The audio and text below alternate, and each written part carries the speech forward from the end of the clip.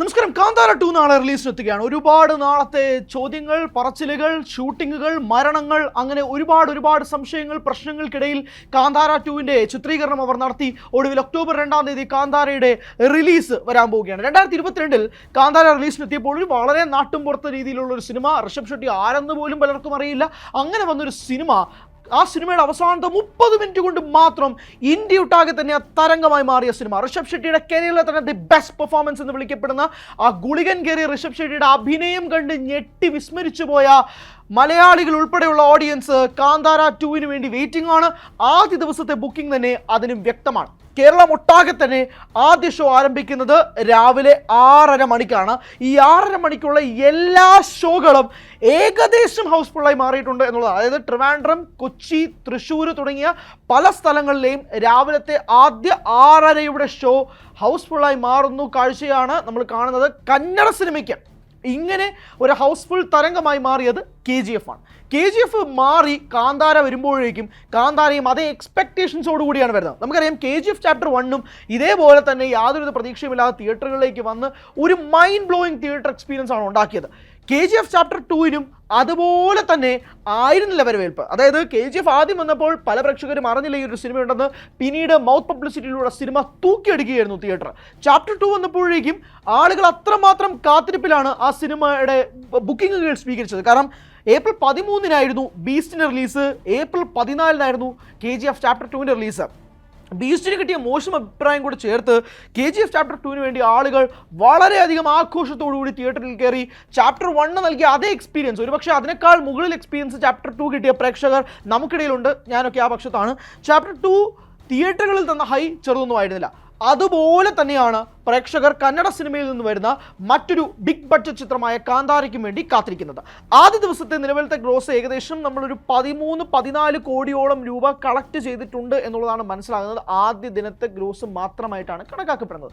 അങ്ങനെ ഒരു കണക്ക് കൂട്ടലിൽ നിന്നുകൊണ്ട് കാന്താര എത്രമാത്രം മുന്നോട്ട് പോകുമെന്നുള്ളതാണ് കാണേണ്ടത്. ഈ സിനിമയുടെ ചിത്രീകരണവുമായി ബന്ധപ്പെട്ട് ഒട്ടനവധി പ്രശ്നങ്ങൾ ഇതിൽ തന്നെ ഉണ്ടായിരുന്നു. മരണങ്ങൾ ഉൾപ്പെടെ ഷൂട്ടിംഗ് സെറ്റുകളിൽ സംഭവിച്ചിട്ടുണ്ട്.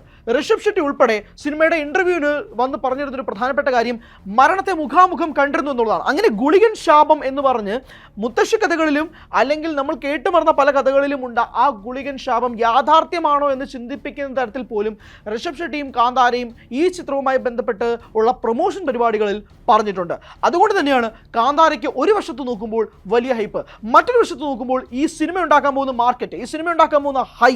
കാന്താര എന്ന സിനിമ സംസാരിക്കപ്പെടുന്ന വിഷയത്തെക്കുറിച്ച് മാത്രമല്ല, കാന്താര എന്ന സിനിമ ആദ്യത്തെ ചാപ്റ്റർ, അതായത് ആദ്യ ഭാഗം ഉണ്ടാക്കിയൊരു വലിയ മിനിമൽ ബഡ്ജറ്റിലാണ്.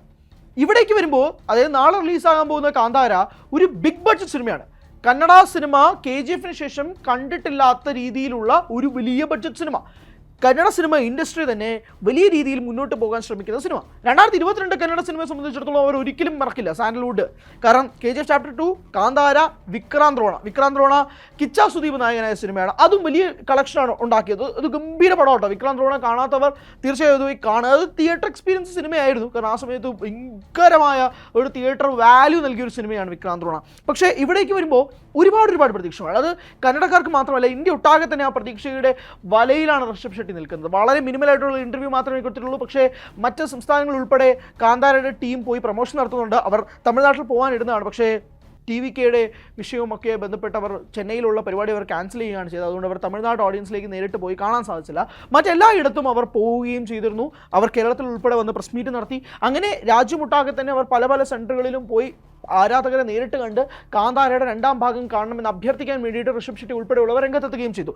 പക്ഷേ 2 ചോദ്യങ്ങളാണ്. ഒന്ന്, കാന്താര വീണാൽ എന്ത് സംഭവിക്കും? കാന്താര വീഴുകയാണെങ്കിൽ ഉറപ്പായും കന്നഡ സിനിമയെ തന്നെ അത് ബാധിക്കും. കാരണം എല്ലാവരും ഇപ്പോൾ കാന്താരയെ അല്ലെങ്കിൽ ഉറ്റുനോക്കുന്നതിന് പ്രധാനപ്പെട്ട കാരണം കന്നഡ സിനിമ ഇൻഡസ്ട്രി കൂടിയാണ്.